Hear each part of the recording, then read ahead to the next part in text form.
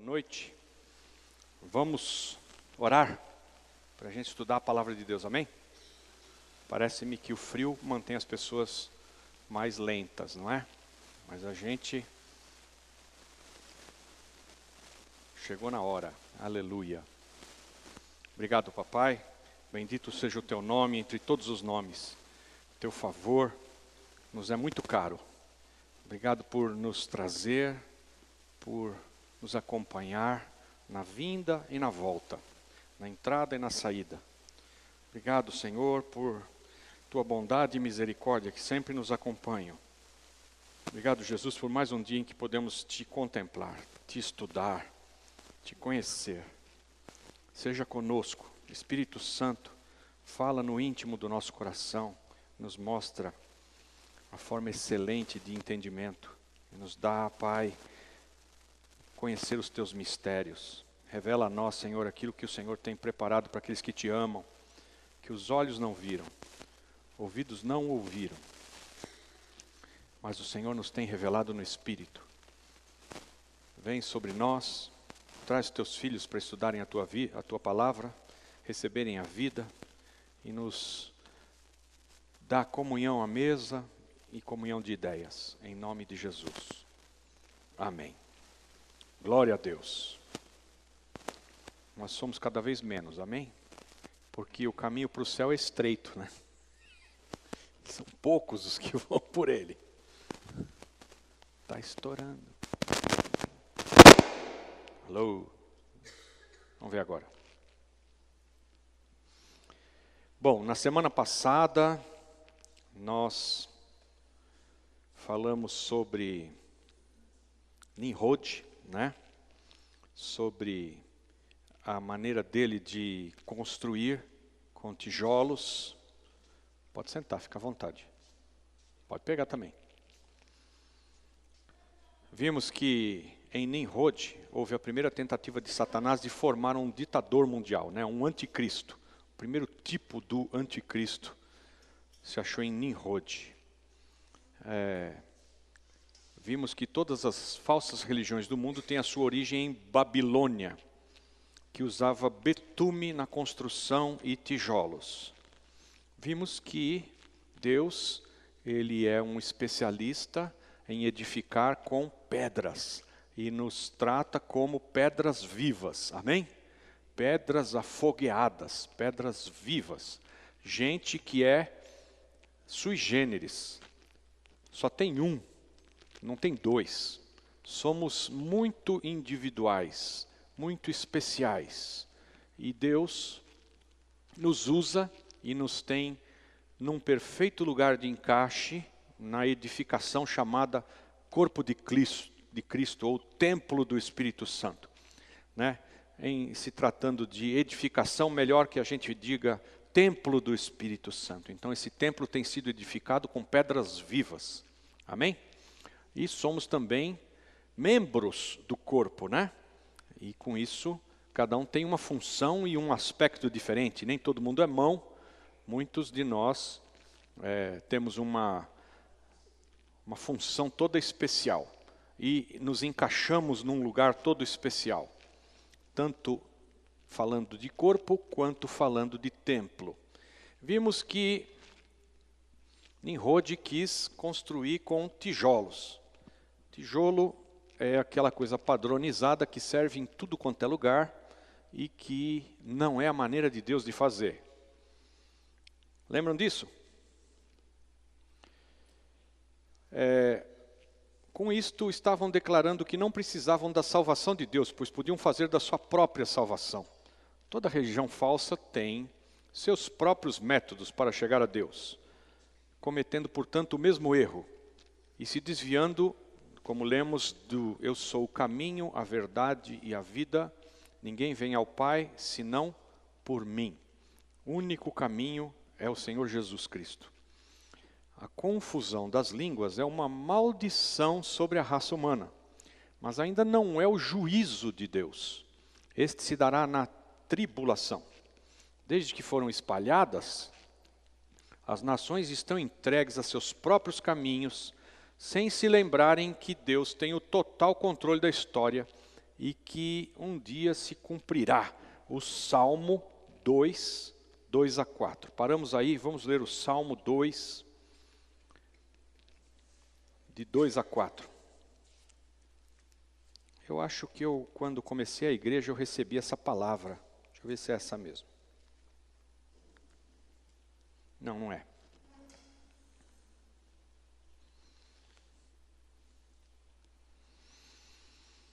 Os reis da terra se levantam e os príncipes juntos conspiram contra o Senhor e contra o seu ungido, dizendo: rompamos as suas ataduras e sacudamos de nós as suas cordas. Aquele que está sentado nos céus se rirá, o Senhor zombará deles. Né? Isso vai se cumprir, porque Deus não perde o controle.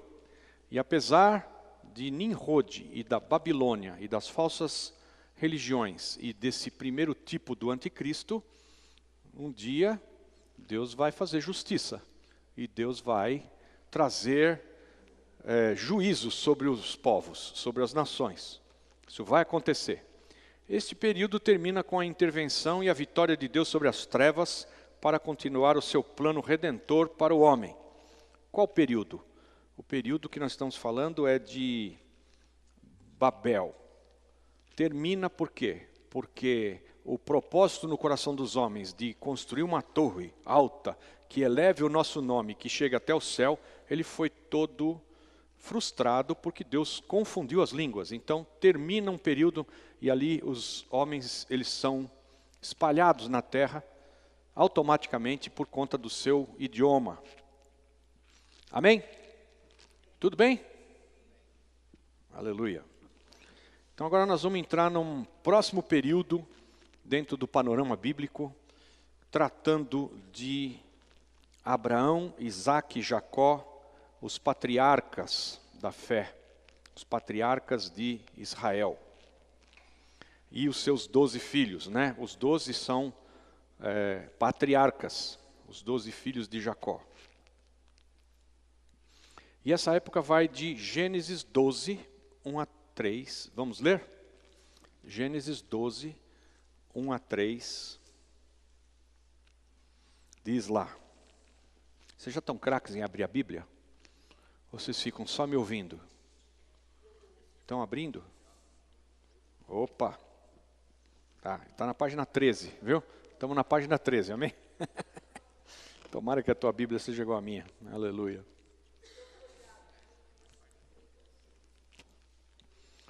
Diz assim, ora, o Senhor disse a Abrão com um A só, sai-te da tua terra, da tua parentela e da casa de teu pai, para a terra que eu te mostrarei. Eu farei de ti uma grande nação, abençoar-te-ei e engrandecerei o teu nome, e tu, sê uma bênção. Abençoarei os que te abençoarem e amaldiçoarei aquele que te amaldiçoar. E em ti serão benditas todas as famílias da terra. Amém? A primeira vez que eu li isso, é difícil entender como é que todas as famílias da terra vão ser abençoadas, benditas em Abrão. Se a gente olhar hoje, a nossa realidade de hoje, né, tem muitas famílias que estão muito longe do verdadeiro Abrão. Tem uma confusão no mundo. Abrão, Deus lhe dá uma promessa, ele sai e cumpre um pedaço da exigência de Deus, e em vez de ele ir embora sem a parentela, ele leva o sobrinho junto com ele, o Ló, vocês sabem disso, que é um apêndice na vida de Abrão. Deus dá uma grande promessa para Abrão. O que Deus diz para Abrão? Quem sabe? Sai lá fora e olha para o céu. Conta as estrelas, porque a tua descendência será como o número das estrelas. Conta elas se você puder, né? E Abrão creu. E Abrão, que quer dizer pai exaltado ou pai elevado, Abrão com um A só, Abrão é pai elevado ou pai exaltado. Recebe então de Deus um pedaço do nome de Deus. E de Avram ele muda para Avraham. Deus põe um H no nome de Abrão. E traduzido ficou então Abraão. Porque o H não ia mudar nada. Em Abraão já tem um Aão. Aão mudou um pouco. Mas no original Deus coloca uma letra do seu próprio nome, né, o Yod de Deus, bota lá no nome de Avram, e ele vira Avraham.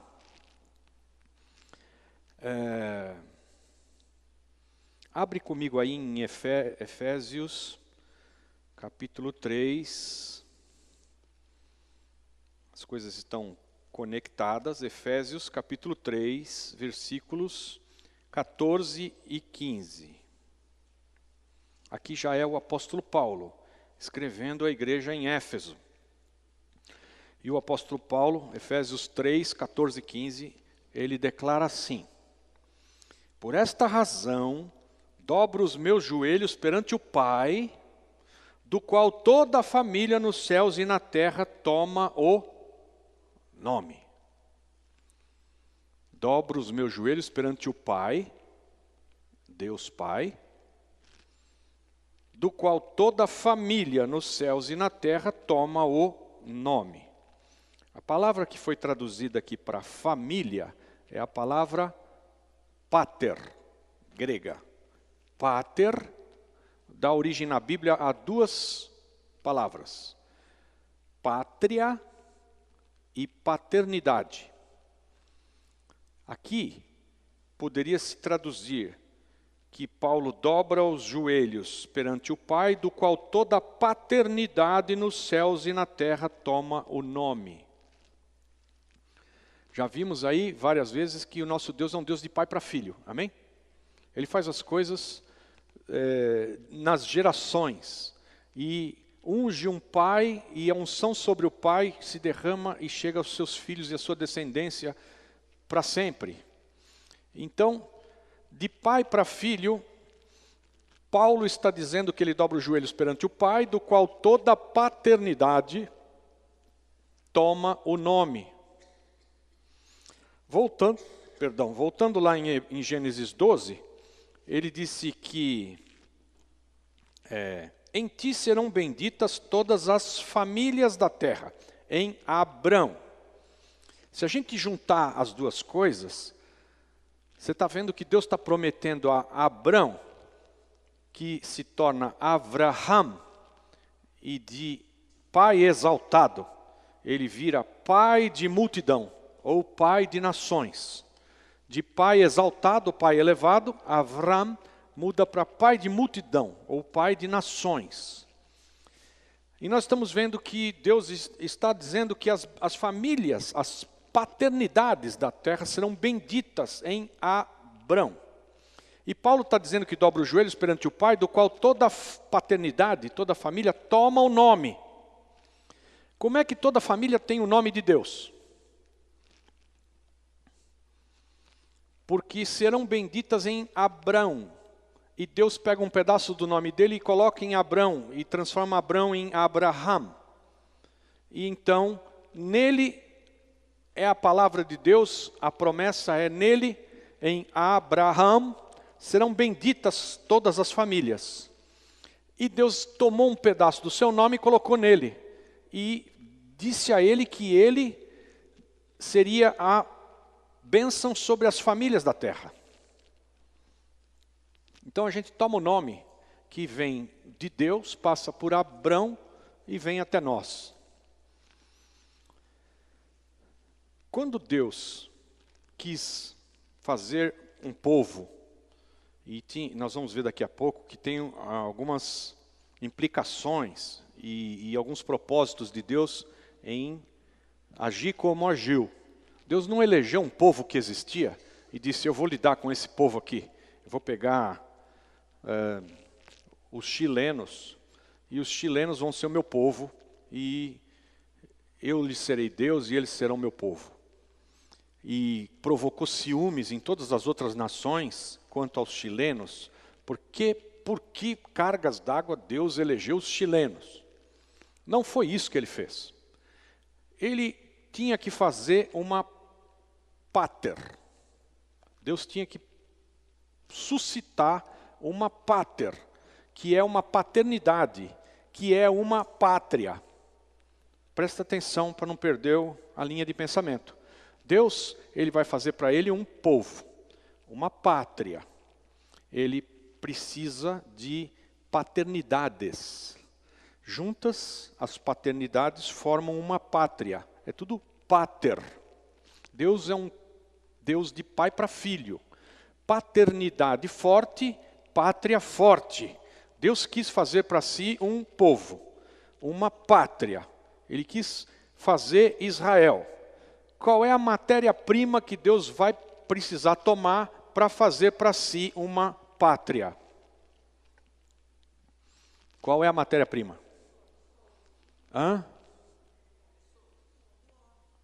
Um homem, certo, um homem, mas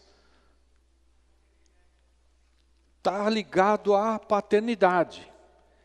Então, para fazer uma pátria para si, Deus tem que eleger um pai.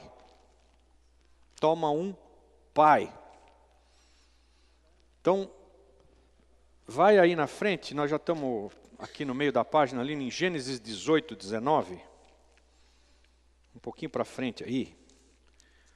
Gênesis 18, versículo 19. Diz assim, a minha versão é a melhor, viu? Escutem a minha.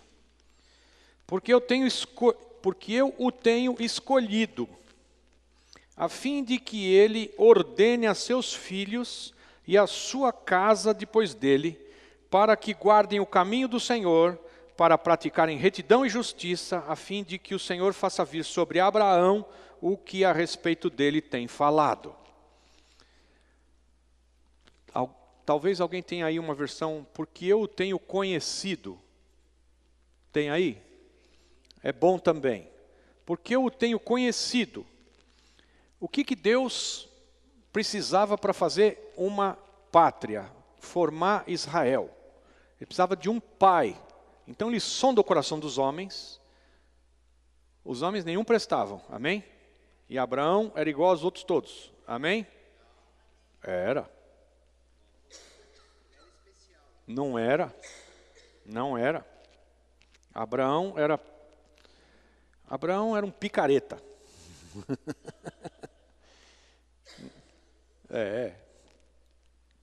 Ele estava com a Sara, e aí o rei se encantou com a Sara e falou, quem é essa moça? E ele falou, é minha irmã, pode levar. Olha o nível do Abraão. Não, era a Sara, era a mulher dele. Não, ela era esposa dele.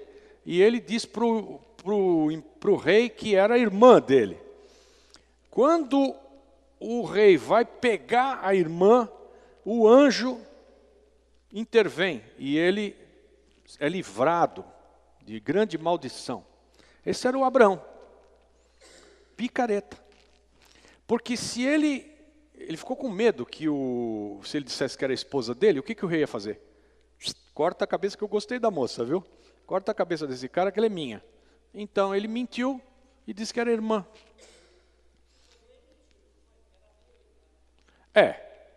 Meia irmã, porque todo mundo lá era meio irmão, todo mundo era meio primo.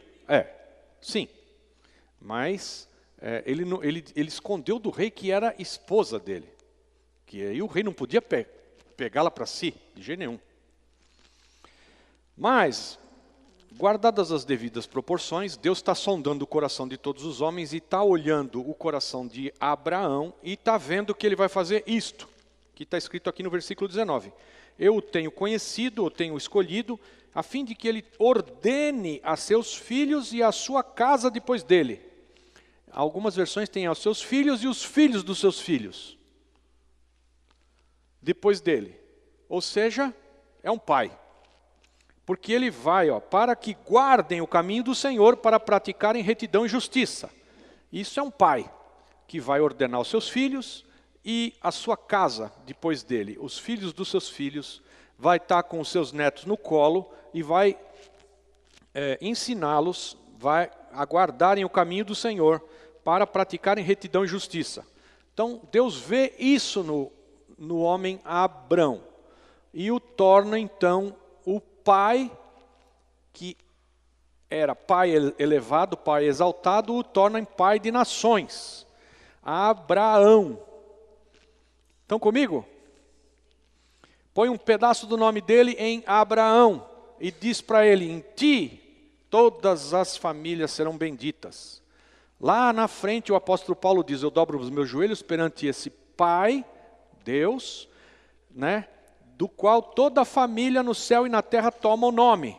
Deus faz a cadeia do nome dele vir sobre as paternidades, sobre as pátrias, por Abraão.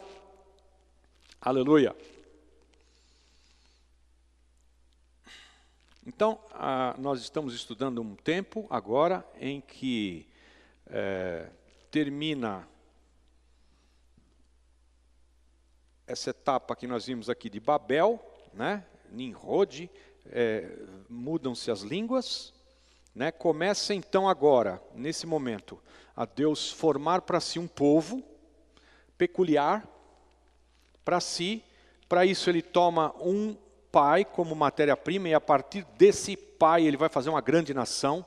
Não é uma nação que já existia, é um homem apenas, mas é uma paternidade.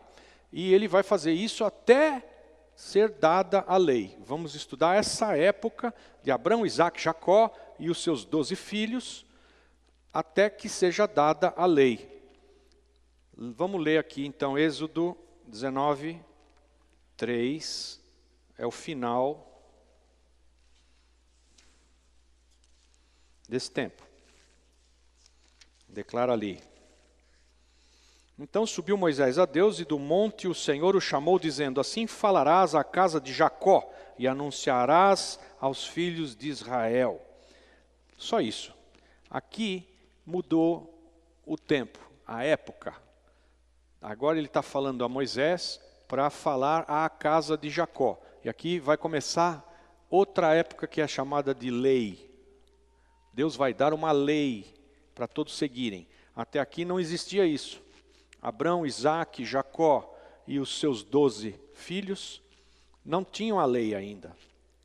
Nesse tempo que nós estamos agora na Bíblia. Deus chama um homem para formar um povo. Deus escolheu Abraão porque ele quis e não porque houvesse algo de especial nele. Amém? Amém? Vamos ler isso aí lá em Josué 24, 2 e 3. Disse então Josué a todo o povo: assim diz o Senhor, Deus de Israel: além do rio habitaram antigamente vossos pais, Terá, pai de Abraão e de Naor, e serviram a outros deuses. Eu, porém, tomei a vosso pai Abraão da além do rio e o conduzi por toda a terra de Canaã. Também multipliquei a sua descendência e dei-lhe Isaque. Amém? Ou seja, ele chamou um homem que ele sondou o coração, viu que era uma matéria-prima adequada, mas era um homem tão pecador quanto todos os outros, que não tinha nada de especial em relação à sua vida consagrada a Deus. Ele, na verdade, servia a outros deuses, né? Ele é de Ur, da Caldeia, e servia os deuses dos caldeus. Amém? Então fica claro aqui. Habitavam antigamente vossos pais, Terá, pai de Abrão e de Naor, e serviram a outros deuses. Mas Deus diz que, porém, o tomou o pai Abraão, de lá do outro lado do rio, e o fez passar por toda a terra de Canaã, e multiplicou a sua descendência, e lhe deu Isaque. Duas coisas, multiplicou a sua descendência e lhe deu Isaque. E aqui começa uma confusão grande, né? Por quê? Porque Deus prometeu a Abraão que a descendência dele seria como as estrelas do céu. Amém? Abraão tinha 100 anos. Ele já estava velhinho. E a mulher dele tinha 75. Também já estava velhinha. Já tinha cessado as regras de Sara. Ela já não era mais fértil. E Deus diz que vai fazer Abraão ter uma descendência como as estrelas do céu. Passa 1 ano, passa 2 anos, passa 3 anos. Nada da Sara, nada. Passa 10 anos, nada. Passa 15, nada. Passa 20, nada. Passa 25 anos, o Abraão está com 125 e a Sara está com 100. Alô? Amém? E aí, a Sara diz, o negócio não está dando certo. Pegou a empregada e deu de presente para o marido, a Agar, né? Lembram disso? Lembram? E falou, olha, Deus te prometeu uma descendência, né? Então, pega aqui a empregada e suscita a descendência na empregada. E aí nasceu Ismael. Com a mãe Agar. E aí é que Deus está falando aqui que ele multiplicou a sua descendência. E dele a Isaque também. Porque depois que Abraão quis dar uma mãozinha, e depois que Sara quis dar uma mãozona para Deus, e fizeram isso, nasce Ismael, que é o pai de todos os árabes, todos os palestinos, todos os egípcios, toda aquela tropa, contra o descendente de Sara, que é Isaque, o filho da promessa. Ele nasce, e quando nasce, adivinha, a Sara fica com ciúmes do filho primogênito. Os ismaelitas, ou seja, árabes, ou seja, hoje, todos os que cercam Israel, declaram que o filho da promessa, que é o primogênito, é Ismael. Esse é o da promessa. O outro, eles não reconhecem. E os israelitas entendem que o filho da promessa é o Isaque, que é mesmo, que é o que Deus declara. Eu vou abençoar Ismael e vou fazer dele também uma grande nação, mas a minha palavra, a minha promessa repousa sobre Isaque. E Deus deu então a Sara o filho da promessa. Fez então aqui uma divisão de águas, né? Um é o trabalho da carne, da mãozinha que quiseram dar para Deus e que acabou criando todo esse tumulto que vocês estão vendo até agora. E o outro é o filho da promessa. Então, o que nós lemos aqui, né, aqui em Josué 24, que ele adorava outros deuses, e Deus o fez multiplicar a sua descendência e também Isaque,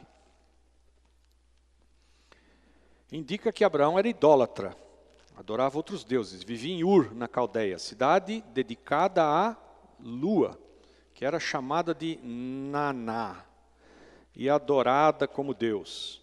Porém, Deus sonda o coração deste homem e percebe nele um pai. Gênesis 18, 19, já lemos. Havia 3 objetivos para a formação de uma nação especial, que é Israel.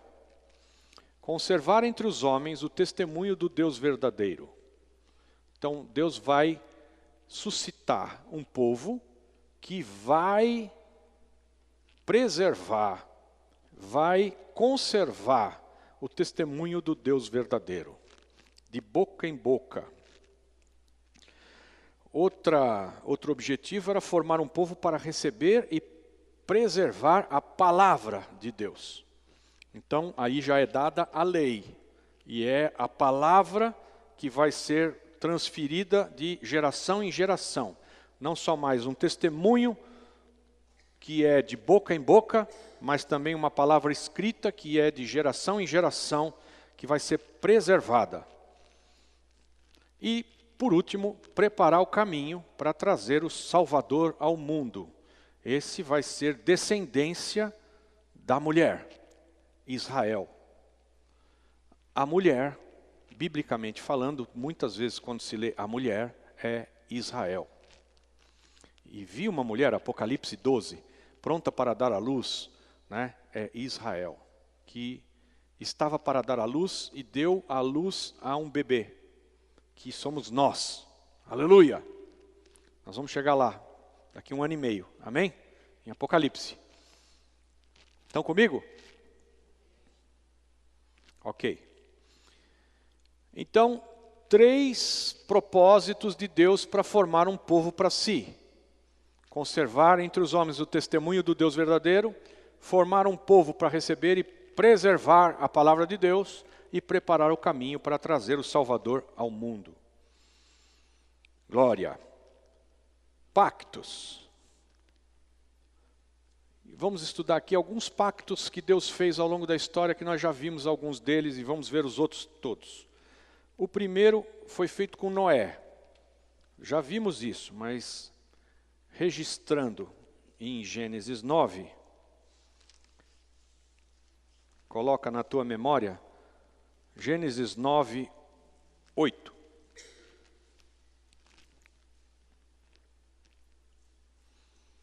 Disse também Deus a Noé e a seus filhos com ele: Eis que eu estabeleço o meu pacto convosco e com a vossa descendência depois de vós, e com todo ser vivente que convosco está, com as aves, com o gado e com todo animal da terra, com todos os que saíram da arca, sim, com todo animal da terra. Sim, estabeleço o meu pacto convosco. Não será mais destruída toda a carne pelas águas do dilúvio, e não haverá mais dilúvio para destruir a terra. E disse Deus: Este é o sinal do pacto que firmo entre mim e vós, e todo ser vivente que está convosco por gerações perpétuas. O meu arco tenho posto nas nuvens, e ele será por sinal de haver um pacto entre mim e a terra. E acontecerá que, quando eu trouxer nuvens sobre a terra, e aparecer o arco nas nuvens, então me lembrarei do meu pacto, que está entre mim e vós, e todo ser vivente de toda a carne, e as águas não se tornarão mais em dilúvio, para destruir toda a carne. O arco estará nas nuvens, e eu olharei para ele, a fim de me lembrar do pacto perpétuo entre Deus e todo ser vivente, de toda a carne que está sobre a terra. Disse Deus a Noé ainda: Este é o sinal do pacto que tenho estabelecido entre mim e toda a carne que está sobre a terra. Amém? Deus colocou um memorial no céu que faz parte das nuvens que antes não existiam e que forma essa difração da água e nos dá esse colorido arco de Deus, que o faz lembrar-se de que não mais ele vai destruir. E é bom que ele se lembre disso, né? Porque os caras aprontam tanto, que de vez em quando Deus diz: não, eu vou lá acabar com a raça deles. Aí ele vai e dá de cara com o arco. Fala: não posso. E nos dá mais uma chance. E o que a gente faz com a chance? A gente aumenta o combustível. E ele fala: não, eu vou acabar com a raça deles de novo. E aí vamos de chance em chance e de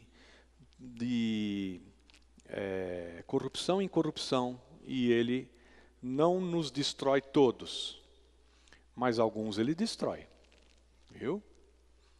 Então põe as barbas de molho, porque tem muita gente morrendo como mosca. A palavra declara isso: vão morrer como mosca. Qual que é o O que quer dizer morrer como mosca? Morrer como mosca é assim, uma mosca dura uma semana de vida. Ela vai, tá, pronta, tá, morreu, acabou. Não tem história para contar, não tem valor. Morre como mosca, não tem valor. Fez nada na vida. Um monte de gente morre assim.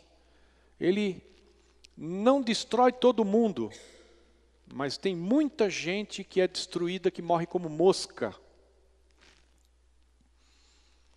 Não fez nada, não valeu nada, a vida não, mesmo que valeu que uma mosca.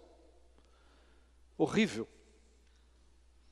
Em um monte de nações. Por conta da ira de Deus, de coisas que se passam. Aqui nós matamos gente no Brasil como mosca. A vida não vale nada, né? Assassinatos, 17 mil assassinatos por ano. Morre mais gente do que na Primeira Guerra Mundial. E tanta gente que é morta, assassinada. Mata como nada, como se fosse mosca, pisa.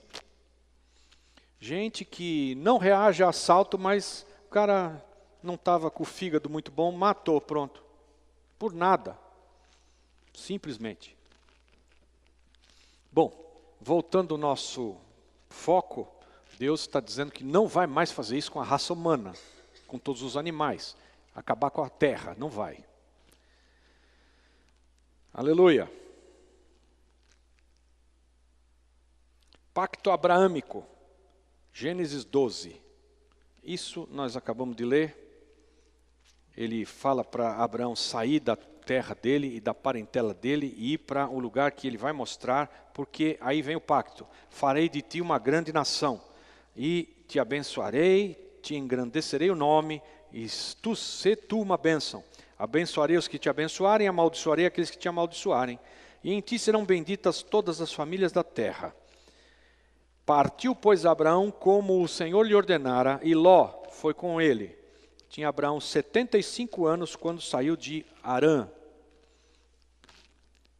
Abraão levou consigo a Sarai, sua mulher, e a Ló, filho de seu irmão, e todos os bens que haviam adquirido, e as almas que lhes acrescentaram, que lhes acresceram em Harã, e saíram a fim de irem à terra de Canaã, e à terra de Canaã chegaram. Amém? Versículo 7. Apareceu, porém, o Senhor a Abraão e disse, a tua semente darei esta terra. Abraão, pois, edificou ali um altar ao Senhor que lhe aparecera. Então, essa terra que ele estava visitando, Canaã, Deus é parte do pacto, diz para Abraão, essa terra que você está aqui, Canaã, eu vou dar para a tua descendência.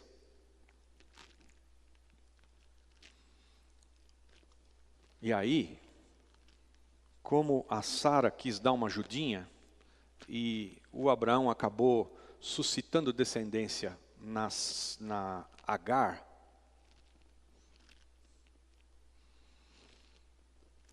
e a palavra declara que apareceu o Senhor a Abraão e disse, a tua semente darei esta terra.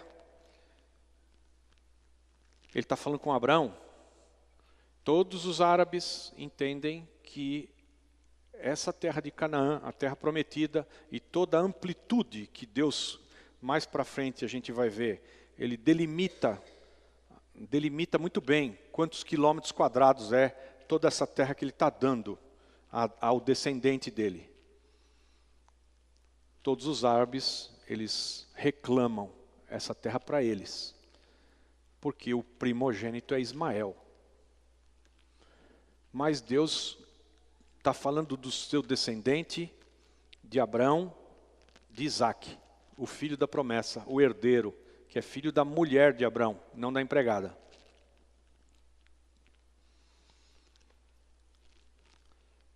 Vamos para o capítulo 13, versículos 14 a 17.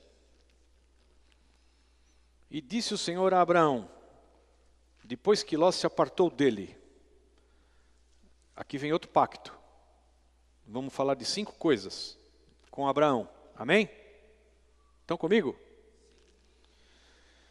E disse o Senhor a Abraão, depois que Ló se apartou dele: levanta agora os olhos e olha desde o lugar onde estás para o norte, e para o sul, e para o oriente, e para o ocidente, porque toda esta terra que vês, te hei de dar a ti e a tua descendência para sempre.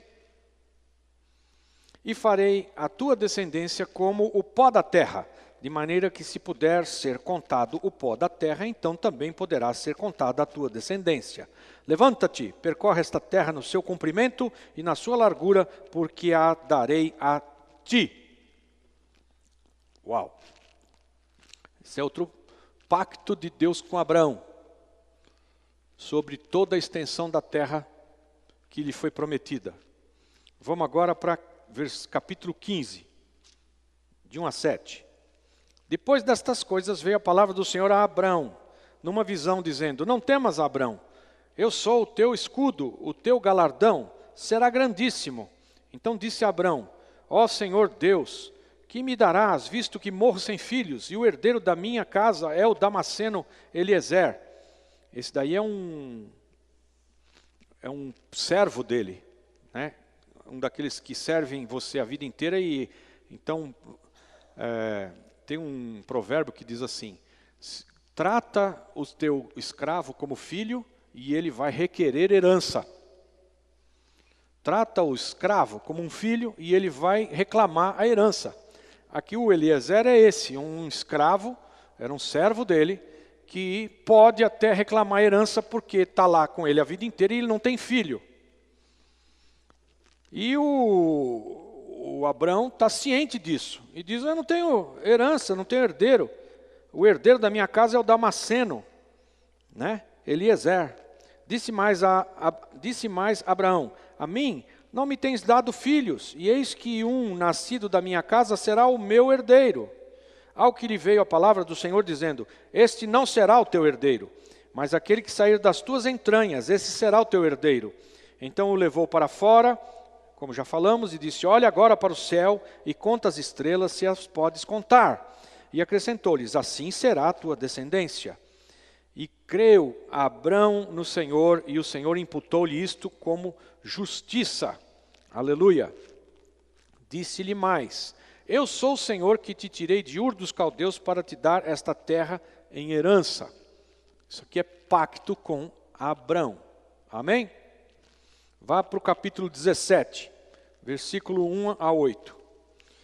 Quando Abrão tinha 99 anos, apareceu-lhe o Senhor e lhe disse: eu sou Deus Todo-Poderoso, ainda em minha presença, anda em minha presença e sê perfeito. Firmarei o meu pacto contigo e sobremaneira te multiplicarei. Ao que Abraão se prostrou com o rosto em terra, e Deus falou-lhe dizendo: quanto a mim, eis que o meu pacto é contigo, e serás pai de muitas nações. Não mais serás chamado Abrão, mas Abraão será o teu nome, pois por pai de muitas nações te hei posto. Far-te-ei frutificar sobremaneira, e de ti farei nações, e reis sairão de ti. Estabelecerei o meu pacto contigo e com a tua descendência depois de ti em suas gerações, como pacto perpétuo para te ser por Deus, a ti e à tua descendência depois de ti. Amém? Mais um. Dar-te-ei a ti e à tua descendência depois de ti a terra de tuas peregrinações, toda a terra de Canaã, em perpétua possessão, e serei o seu Deus. Aleluia. A Unesco tem a coragem de declarar que Israel tem nada a ver com Jerusalém. Daqui a pouco nós vamos ver que Abraão vai sacrificar o seu filho Isaque no Monte Moriá. Onde é o Monte Moriá? É o monte do templo. Abraão vai sacrificar Isaque no monte do templo, lá em Jerusalém. E a Unesco tem a coragem de declarar que Abraão, Isaque, Jacó, Israel, nada tem a ver com aquele monte do templo, nem com Jerusalém. O pior de tudo isso é que a palavra declara que Deus vai abençoar quem o abençoar, a Abraão, e amaldiçoar quem o amaldiçoar. Então, essa posição da Unesco, ela foi confrontada por 17 nações há um tempo atrás. As outras todas, 198 nações da ONU, né, tirando 17 das 181, votaram com a Unesco, inclusive o Brasil, dizendo que realmente Israel não tem nada a ver com Jerusalém. Então nós estamos debaixo dessa maldição que começou com a seca. Lá que nós tivemos aqui em São Paulo, foi nessa época que nós seguimos a Unesco. Quando trocou o presidente americano, ele guinou rapidinho, e do Obama, que tinha essa inclinação na Unesco. A Unesco é o braço da ONU que fala de cultura e nações e arte e educação. O governo Trump mudou a sua posição e nós fomos falar com o governo brasileiro e eles disseram que sempre seguiriam a linha dos Estados Unidos. Os Estados Unidos mudaram a sua posição e a resposta, o testemunho da mudança de posição americana é, não só Jerusalém tem tudo a ver com Israel, como agora nós vamos pôr a nossa embaixada em Jerusalém, que é a capital eterna e indivisível de Israel. Quantos seguiram e vão desfrutar da bênção do Trump, Jerusalém e Israel? Quantas nações? Mais 2. Guatemala e Paraguai. Só. Paraguai. Paraguai daqui a pouco vai virar uma superpotência. Aleluia. Nós, visto que nosso presidente é libanês, continuamos seguindo a linha do Obama. Mas, em nome de Jesus, virá um presidente que vai alinhar o Brasil com os anseios do coração dos brasileiros em apoiar Israel, reconhecer Jerusalém e não apoiar o Hamas, como tem sido. Glória! Então, nós estamos ordenando aqui alguns pactos que Deus fez com os homens. Tá? Tem certos estudos de panorama bíblico que são divididos por dispensações, né? Eu prefiro dar esse nome de pactos.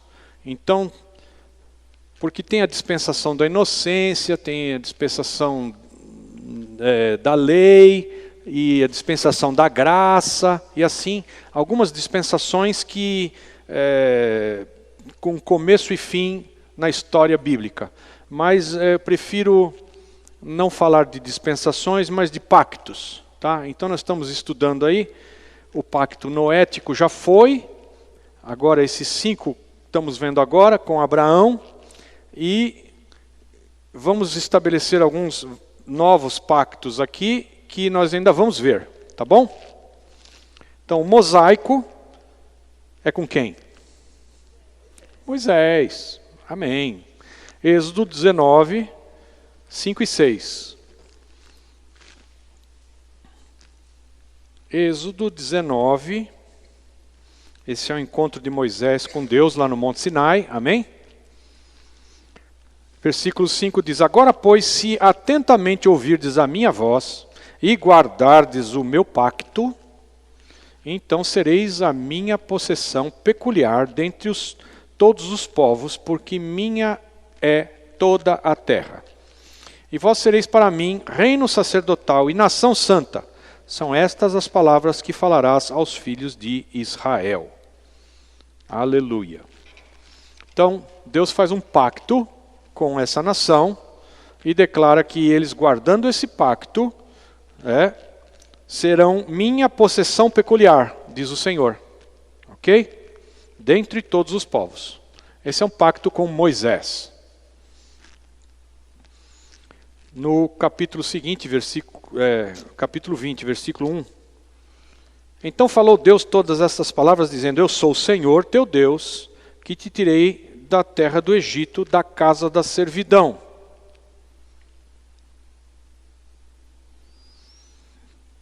Esse texto que nós vamos ler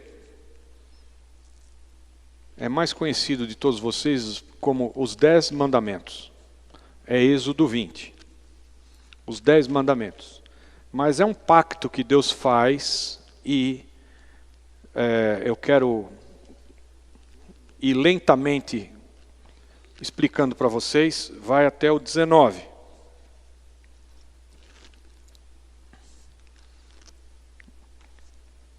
Vai até o 17. Falou Deus todas estas palavras, dizendo: Eu sou o Senhor teu Deus, que te tirei da terra do Egito, da casa da servidão. Não terás outros deuses diante de mim. Não farás para ti imagem esculpida, nem figura alguma do que há em cima no céu, nem embaixo na terra, nem nas águas debaixo da terra. Não te encurvarás diante delas, nem as servirás, porque eu, o Senhor teu Deus, sou Deus zeloso, ciumento, que visito a iniquidade dos pais nos filhos até a 3ª e 4ª geração daqueles que me odeiam. E uso de misericórdia com milhares dos que me amam e guardam os meus mandamentos. Então, do 1 até o 6, aqui, você pode chamar de primeiro mandamento da lei de Deus. Eu não sei se você aprendeu quando era criancinha, o primeiro mandamento, que é amarás a Deus sobre todas as coisas. Ponto. Né? Amarás a Deus sobre todas as coisas e ao próximo como a ti mesmo. Ponto. Mas o primeiro mandamento é isso que eu acabei de ler, do versículo 1 ao 6. O segundo mandamento: não tomarás o nome do Senhor teu Deus em vão. É coisa que os americanos hoje em dia fazem sem parar. Cada um de vocês aqui tem uma expressão enfática. Você pode falar quando você está assim, em alguma situação de susto, ou de perplexidade, ou de surpresa, você fala, nossa! Né? Nossa! Ou você fala, uau! Puxa! Caramba! Caramba! Né? Os americanos não falam nada disso, eles fazem Jesus! Sem parar. Isso é tomar o nome do Senhor seu Deus em vão. É o segundo mandamento. Isso aqui é como um pacto, né? Deus está fazendo com Moisés. E ele estabelece, olha, primeiro, antes de mais nada, não pode ter outro Deus diante de vocês, que não seja eu. Né? Não terão outros deuses. Não é para fazer nenhuma imagem, não é para cultuar outra coisa, não é para se curvar diante de nada. Não é para você pôr cafezinho para o São Benedito, lá, ou sei lá quem, aquele lá, em cima da geladeira. Não pode. Esse é o primeiro. Né? Mas o primeiro é muito bem explicado, não é que nem se aprendeu quando era pequeno. É muito bem explicado. E por que não explicaram tão bem para nós? Porque o rito, o dogma da igreja foi todo adulterado. Então, amarás o Senhor teu Deus sobre todas as coisas e ao próximo como a ti mesmo, não vem daqui. Tiraram isso que é um complemento e a explicação toda, porque eles transgridem no que está escrito aqui, transgridem. Né? Eles fazem imagem de escultura, eles carregam elas nos ombros, eles levam, eles cultuam, eles se prostram diante delas. Eu tive lá no Vaticano, a caminho de Israel, e tem uma estátua do apóstolo Pedro na porta, enorme, gigantesca. E o pé dele fica aqui nessa altura assim. E tem parece aquelas baias de aeroporto, assim, cheio de fita para lá e para cá, um corredor para lá, outro corredor para cá. E o pessoal entra lá naquele emaranhado para beijar o pé da estátua. E o pé da estátua tem até um buraco ali, onde todo mundo beija, de tanta baba que tem aqui naquela coisa. É um horror. Mas vai todo mundo lá e beija o pé da estátua de Pedro na porta da Catedral de São Pedro, no Vaticano. Então eles fazem isso aqui, que está escrito aqui para não fazer, né? Esse pacto é quebrado aqui. Então, Deus está fazendo um pacto com Moisés. Não tomarás o nome do Senhor teu Deus em vão, porque o Senhor não terá por inocente aquele que tomar o seu nome em vão. Não é para ficar falando aí o nome de Deus, né? Nem Jesus, nem qualquer referência a Ele como chocarrice, com brincadeira, com piada, maneira vã. Versículo 8. Lembra-te do dia do sábado para o santificar.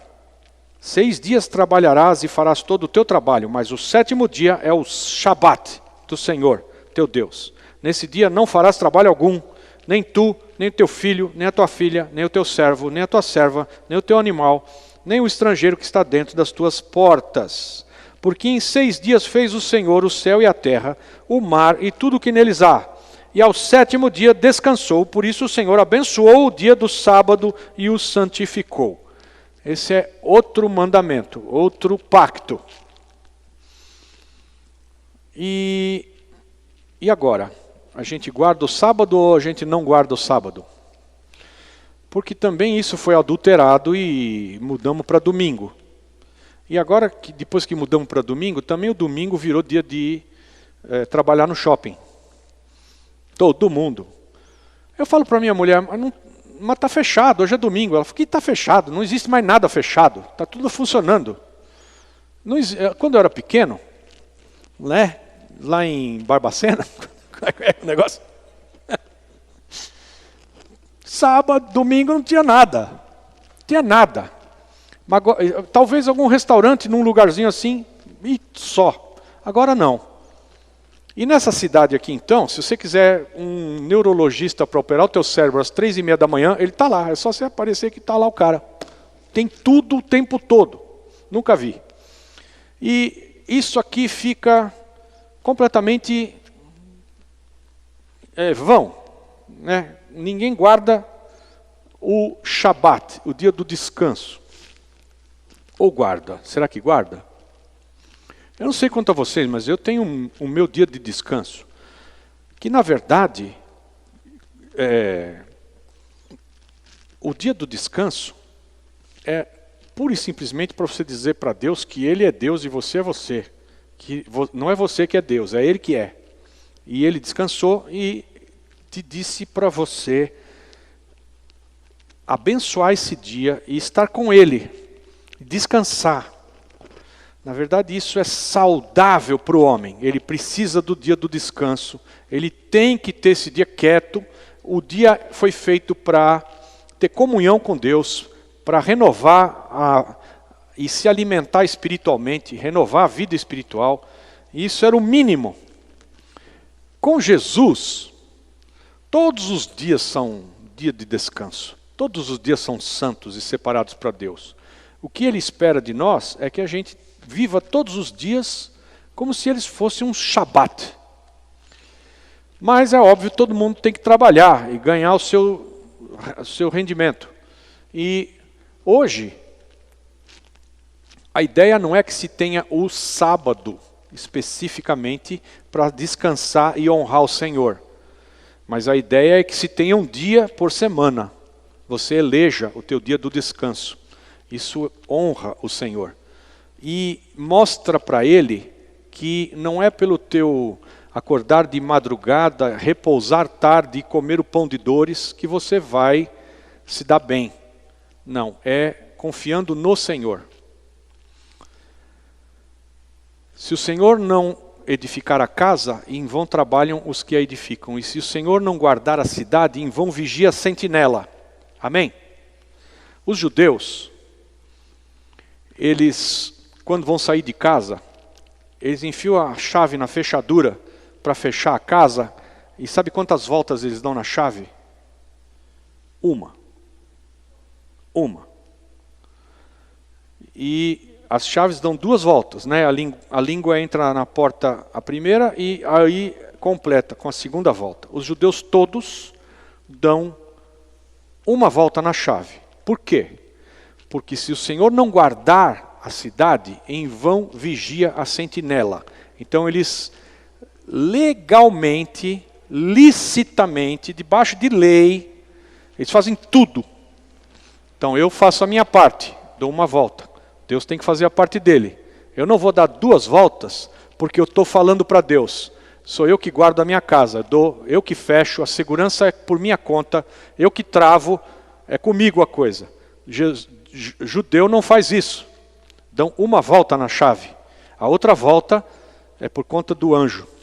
Deus tem que mandar o segurança e é ele que guarda a cidade, que guarda a tua casa. Então, o mesmo princípio acontece para edificar a casa e para você santificar um dia ao Senhor. Se você trabalhar direto sem parar, você vai estar dizendo para Deus, pode deixar comigo que eu, na força do meu braço, eu resolvo. E trabalha sem parar. Deus não quer isso de você e isso é uma afronta a Ele. Você tem que deixar Deus fazer a parte dele. Deus te dá enquanto você dorme. Difícil, né? Muito mais fácil a gente acordar às 5 da manhã e ralar o bucho, e trabalhar pra caramba, e falar, não, Deus vai me honrar porque eu sou um cara trabalhador. Muito mais meritocracia, não é isso? Você merece, meritocracia. Tem que trabalhar 19 horas, todo dia. Trabalhar menos que isso, você não merece nada. Né? Quem tem mérito, que honra, e toda meritocracia é quem trabalha de sol a sol. Inútil vos será levantar de madrugada, repousar tarde e comer o pão de dores. Porque o Senhor dá aos seus amados o sono, dá enquanto dormem. Então aqui no contexto do pacto, nós temos que descansar, confiar no Senhor. Outra situação em que a gente diz para Deus que confiamos mais no nosso braço do que nele, é você entesourar nessa terra, poupar. E por favor, não me entendam mal, ter uma reserva, uma poupança é bom, nada contra.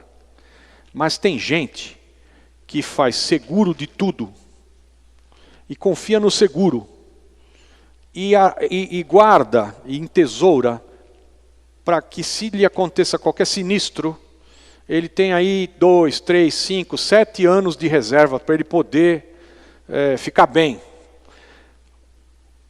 Quando Deus faz chover o maná no deserto, ele durava 1 dia. Você tinha que comer o maná daquele dia. E se você guardasse o maná num potinho para ter para o dia seguinte, vai que Deus acorda tarde, eu estou com fome logo cedo, né? Apodrecia. E os caras queriam guardar maná para ter sempre estoque. É próprio do ser humano a gente querer se precaver, né? Por isso tem fila no posto de gasolina com um botijãozinho. Porque amanhã ninguém sabe, né? E vai que falta. E então a gente tem que estar pronto para circunstâncias. O que é enfiado na nossa cabeça aqui é seguro. Seguro de vida, seguro contra fogo, seguro da casa, seguro do carro, seguro de saúde, seguro. Você tem que estar seguro, todo o tempo. E aí, em vez de você ter o maná daquele dia e declarar para Deus, Senhor, obrigado pelo pão de cada dia, amanhã nós vamos estar juntos de novo, me dá o pão de amanhã também. E você depender dele hoje e amanhã, você quer, quando você está naquela situação de dependência, você quer armazenar para se tornar independente. Isso é intrínseco no ser humano caído. Você quer se tornar independente. E se Deus me ajudar, amém. Se Deus não me ajudar, eu sou independente. Eu tenho poupança, eu tenho seguro. Eu tenho para hoje, para amanhã, para o ano que vem, eu tenho. E muita gente se enlaça com esse negócio. É o mesmo princípio de você querer trabalhar 7 dias por semana, 19 horas por dia, estar na meritocracia. Não cola com Deus, não cola, não cai nessa. Ele quer que você dependa dele hoje e amanhã, e depois da manhã.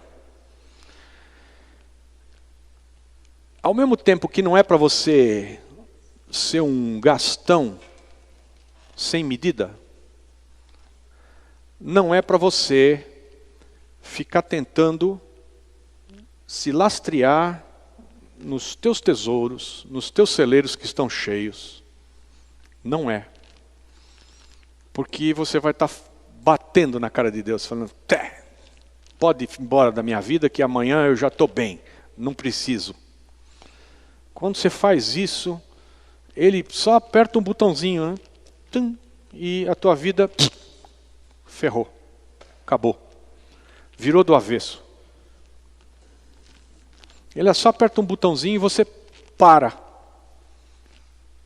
Às vezes a gente acha que nós estamos cobertos e temos tudo e nunca vai mais faltar nada, está tudo bem. E ele pega e clique, mudou tudo.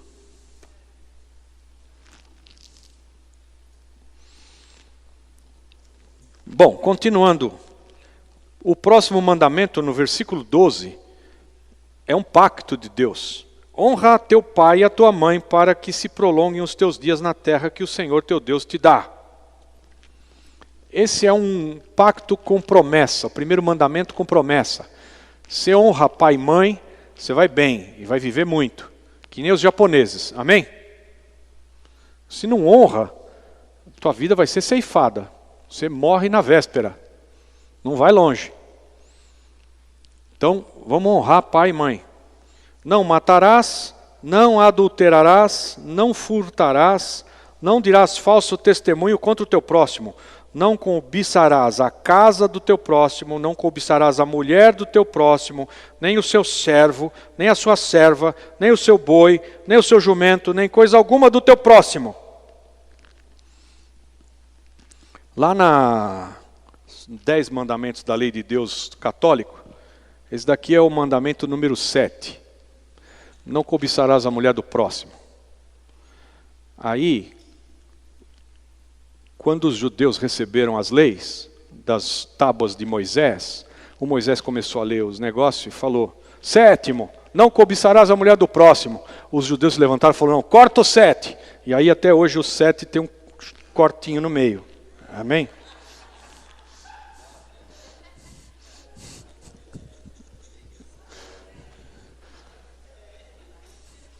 Edita aí, hein, varão? O negócio aí. Mas que você vai nunca mais esquecer, você vai. Nunca mais você esquece. Aleluia. Pacto palestínico, Deuteronômio 30, vamos lá. Mais 3 livros para frente.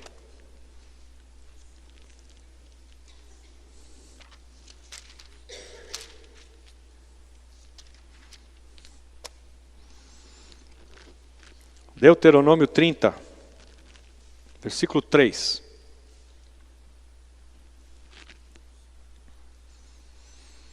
O Senhor teu Deus te fará voltar do teu cativeiro e se compadecerá de ti e tornará a ajuntar-te dentre todos os povos entre os quais te houver espalhado o Senhor teu Deus.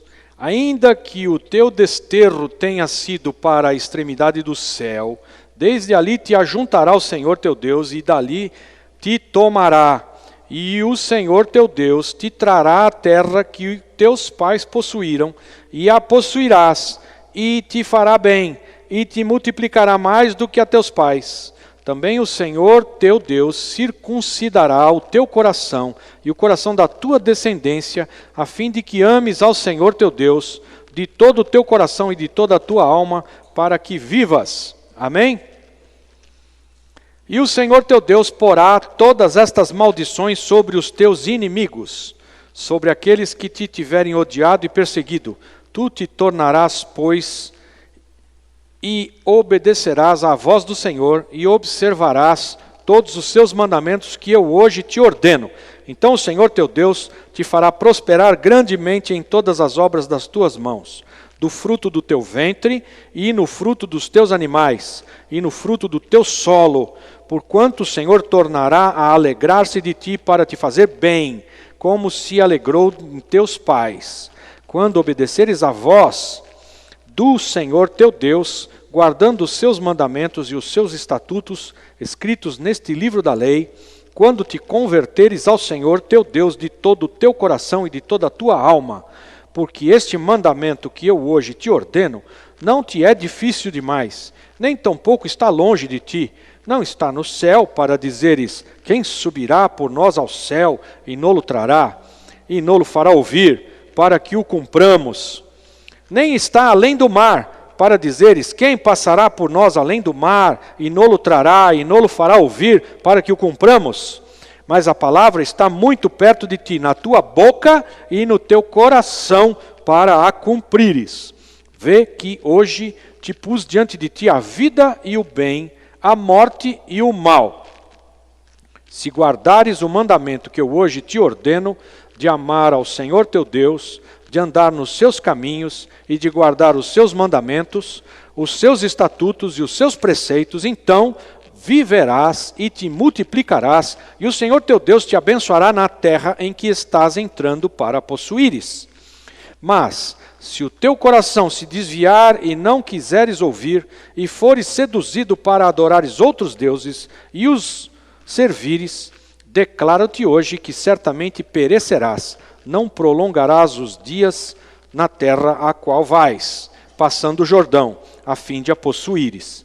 O céu e a terra tomo hoje por testemunhas contra ti, de que te pus diante de ti a vida e a morte, a bênção e a maldição. Escolhe, pois, a vida para que vivas, tu e a tua descendência, amando ao Senhor teu Deus, obedecendo a sua voz e te apegando a Ele, pois Ele é a tua vida e o prolongamento dos teus dias. E para que habites na terra que o Senhor prometeu com juramento a teus pais, a Abraão, a Isaque e a Jacó, que lhes havia de dar. Esse é um pacto que Deus faz de terra. Eles vão entrar na terra prometida. É a Palestina, que nós conhecemos hoje, Canaã, todo aquele território que é muito mais do que o território que Israel tem hoje. É toda uma Palestina muito maior. E ele está fazendo esse pacto com os que vão entrar na terra prometida. Deixa eu fazer um parêntese aqui, porque depois a gente não vai voltar nesse assunto, mas essa turma que está entrando na terra prometida, muitos morreram no deserto, amém?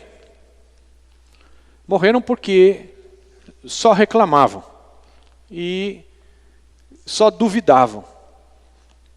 Então, dos que saíram do Egito, 40 anos andando no deserto, entrou na terra prometida Josué e Calebe, que viram com os olhos de Deus o que era para acontecer. Os outros todos morreram. E como é que eles morreram? A Bíblia não conta como é que eles morreram, mas a história dos hebreus, contada por Flávio Joséfo, conta. E eu vou te dizer como era. Escuta. Todo dia 9 de Ave, do mês de Ave, ou Abib, que quer dizer pai, o dia 9 de Ave é o pior dia para um judeu. O dia 15 é o melhor deles, e o dia 9 é o pior. Por quê? Porque Deus fazia os israelitas no deserto cavarem covas. E eles dormiam na cova. 3 milhões de judeus saíram do cativeiro do Egito. E foi nascendo gente no caminho. Dos que saíram, os 3 milhões, esses cavavam covas. Todos os dias, 9 de Ave. 9 de Ave é o dia em que foi destruído o primeiro templo. E foi destruído o segundo templo. E um monte de... os judeus foram expulsos da Espanha, dia 9 de Ave. É um dia, sabe o 11 de setembro? O 11 de setembro dos judeus é o 9º dia do mês de Abib, de Ave.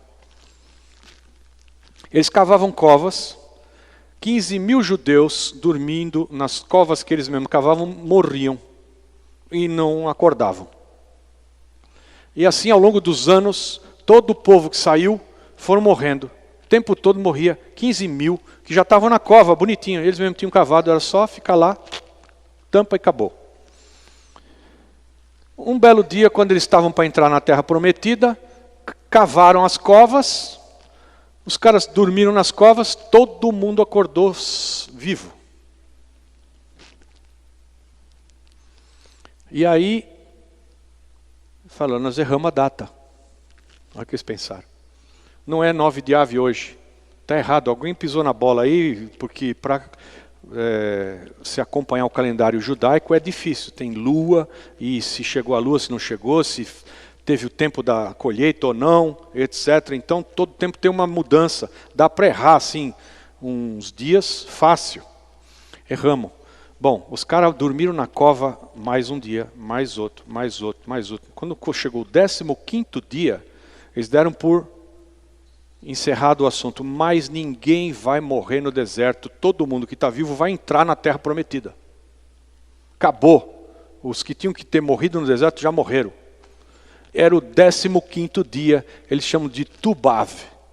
Tubav é o dia mais feliz na história dos judeus, e eles foram autorizados a todo mundo se vestir em trajes nupciais, e os marmanjos flertarem as donzelas com pacto de casamento, no Tubav, no 15º dia de Ave. Acabou a mortandade, vamos fazer nenê. Ninguém mais vai morrer, está todo mundo liberado para casar, festa no arraial. Toca aí, orquestra! E era dança, e vamos celebrar, todo mundo se vestiu, e vamos arrumar uma noiva. Nesse dia, foi dado como encerrado esse período de mortandade no deserto. Essa é a história dos hebreus. Não está na Bíblia. Alguém sabia disso? Traz o cesto aí, vamos receber oferta. Jesus.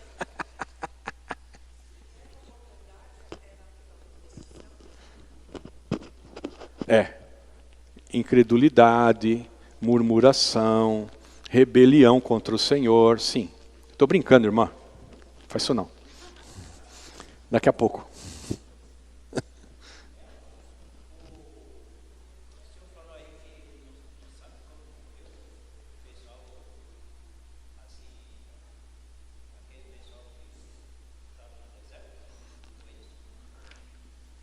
Não sabe como morreu? Não, eles não acordavam. Se ninguém sabe como é que eles morriam. Do Egito, Tem uma parte na Bíblia que diz que Deus abria a terra e eles morriam assim. Pode ser. Amém. Pode ser. Mas a história dos hebreus declara que eles cavavam sua própria cova e dormiam lá. Até que chegou um dia que não parou de morrer, não tinha mais.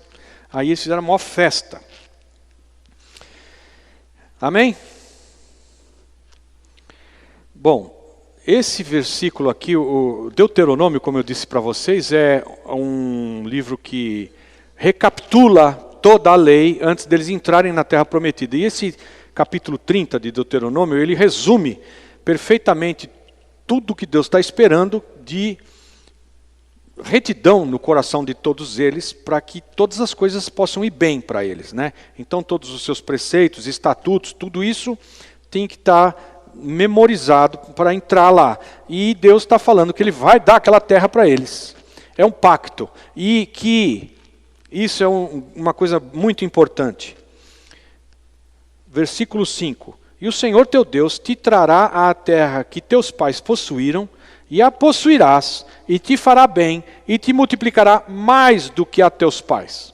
Isso aqui vai acontecer outra vez, viu? Porque Deus multiplicou Abraão, Isaac e Jacó.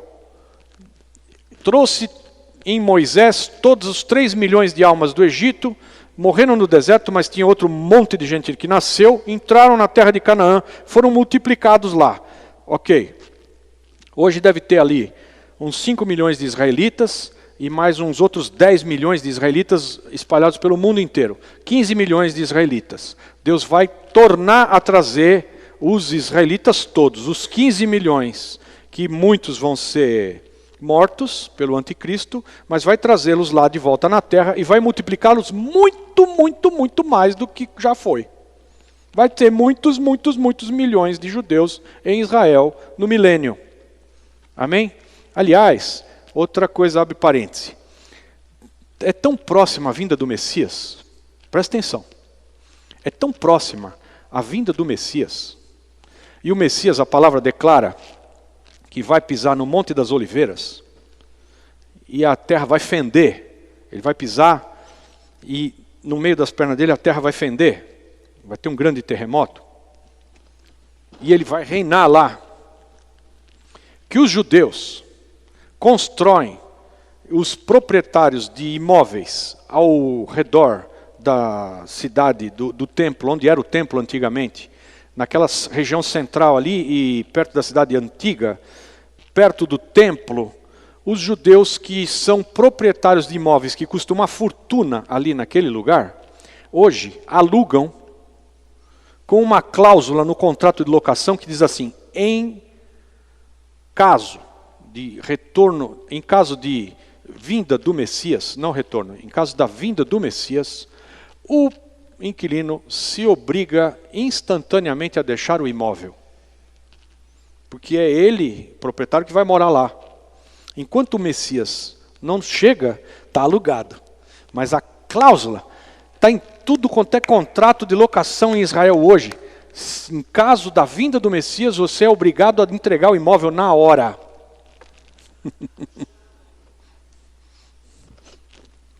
Coisa de louco, né?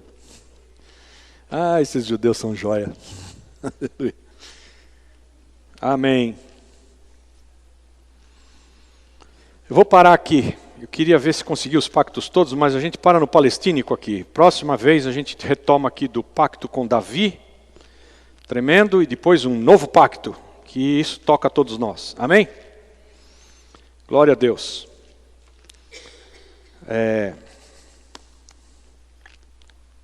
Agora sim, se você recebeu alguma coisa, corta. Domingo eu estou pregando, o cara desliga a câmera, vai embora. Falou, meu, onde você vai? Estou pregando.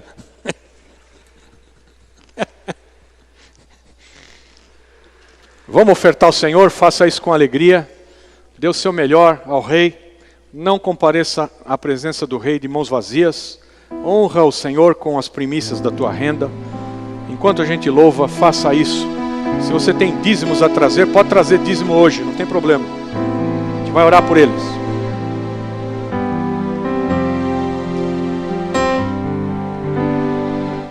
Ele é a estrela da manhã, Ele é a estrela